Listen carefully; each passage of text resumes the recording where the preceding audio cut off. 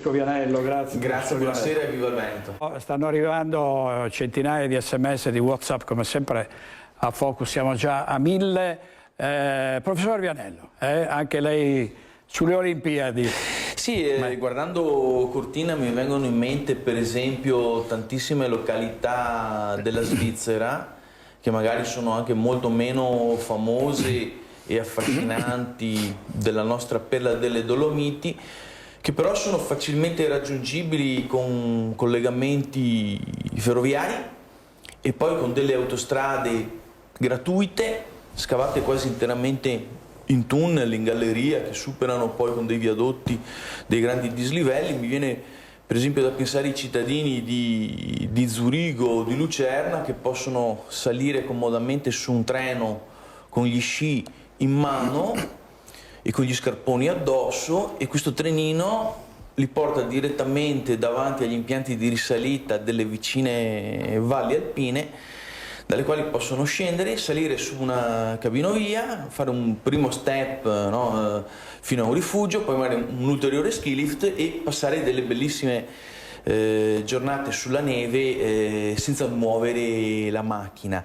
Ecco perché ho citato la Svizzera, perché la Svizzera è un esempio di paese federale, anzi è una confederazione a tutti gli effetti, dove proprio grazie alla larghissima autonomia di cui possono godere i cantoni che la costituiscono, si è potuto sviluppare le economie locali e le particolarità di ogni singola regione. Quello che noi auspichiamo, che da tempo avrebbe dovuto accadere in Italia. Purtroppo c'è qualcuno che dimentica che l'autonomia differenziata è un nostro diritto costituzionale. I veneti, noi di Prima il Veneto, che ci incapponiamo tanto, che battiamo continuamente il chiodo dell'autonomia differenziata, non stiamo chiedendo la luna nel pozzo, non stiamo chiedendo un sogno, un qualcosa che non ci appartiene, stiamo chiedendo l'applicazione di nostri diritti costituzionali.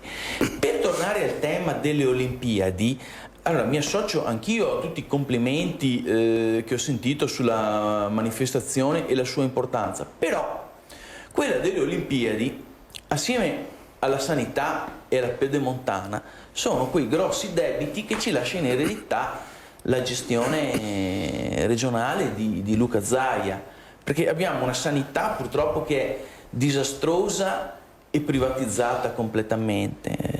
Il progetto della pedemontana, che avrebbe dovuto garantire 27.000 flussi veicoli al giorno, invece sono fermi a 17.000 perché i costi del pedaggio sono esorbitanti e i poveri lavoratori veneti che fanno i pendolari da una parte all'altra o lungo il tratto della pedemontana non possono permettersi di accollarsi quei costi quotidiani, giornalieri di pedaggio per andare a lavorare, per prendere lo stipendio da lavoratori dipendenti.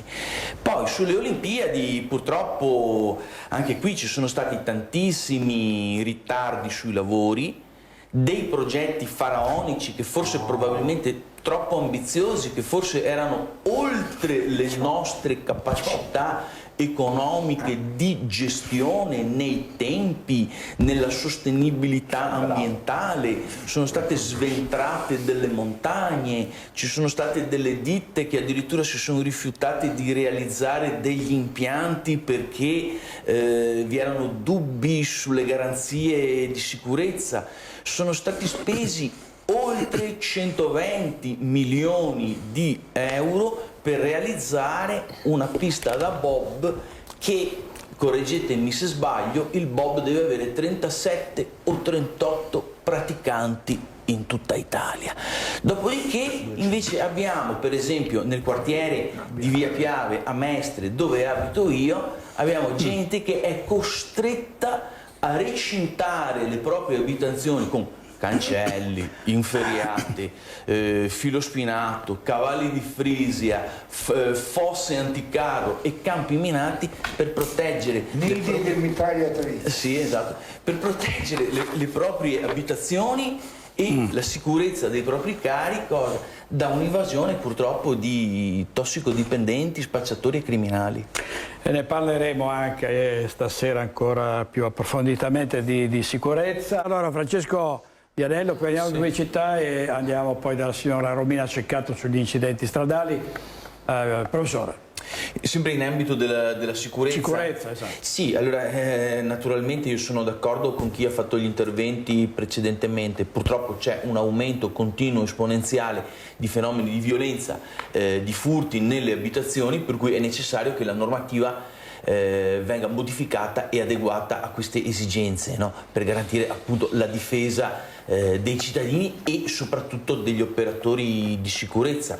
Pertanto di conseguenza sarà necessario anche modificare e adeguare le regole di ingaggio, le cosiddette regole di ingaggio che disciplinano il comportamento degli operatori di pubblica sicurezza e il loro diverso utilizzo. E qui ritorniamo, come sempre, dopo questo giro dell'oca, ritorniamo a Mestre in via Piave, dove evidentemente a livello nazionale e a livello locale è necessario utilizzare e far funzionare in modo diverso gli operatori di pubblica sicurezza che, ripeto e lo voglio precisare oltre ogni ragionevole dubbio, il loro lavoro lo sanno fare benissimo, lo vogliono fare e lo fanno benissimo. Il problema sta a monte, cioè sugli ordini che vengono dati dalla politica. Prima, quando faceva l'intervento precedentemente l'avvocato Stefano Marrone, mi sono permesso di aggiungere al suo elenco anche la parola insegnanti. Perché? Perché oggi chi dice che la scuola non funziona per colpa degli insegnanti si deve semplicemente vergognare, perché gli insegnanti di cui io faccio parte, okay, di cui ho massima stima della mia categoria, infatti sono anche attivo a livello sindacale, gli insegnanti si impegnano al massimo e vorrebbero fare di tutto il possibile per migliorare non solo la qualità dell'istruzione, ma anche dell'educazione comportamentale da impartire ai nostri ragazzi. Se questo qualcuno lo contesta e dice che non avviene, è perché ci sono stati degli ordini politici calati dall'alto che hanno voluto modificare gli obiettivi della scuola, quindi elevare un successo formativo scolastico praticamente garantito anche a Merli e Fagiani, perché vogliono portare tutti quanti obbligatoriamente al diploma, mandarli poi tutti in massa all'università, poi mandarli in massa emigrare all'estero e riempirci invece di clandestini. Non mi permetto di utilizzare una parola che invece ha utilizzato un telespettatore su un messaggio precedente in cui si rivolgeva a qualche venetista nello studio. Adesso io forse credo di essere forse l'unico rappresentante dei movimenti venetisti qui questa sera, e diceva: cosa proporreste voi per evitare questo problema dei clandestini? Anche qui cambiare le regole non di ingaggio ma di ingresso, in modo tale che ci fosse una selezione più adeguata, ok, e più calibrata a seconda anche delle esigenze demografiche del nostro paese che riceve e delle opportunità di lavoro, come già fanno tantissimi altri paesi europei e principalmente l'Australia. Grazie Vianello, grazie. E chissà quante cantaie che ti fai in osteria, dai. Direttore, no, perché non bevo. Solo una cosa veloce. E Francesco Vianello, professore, grazie. Prima il Veneto.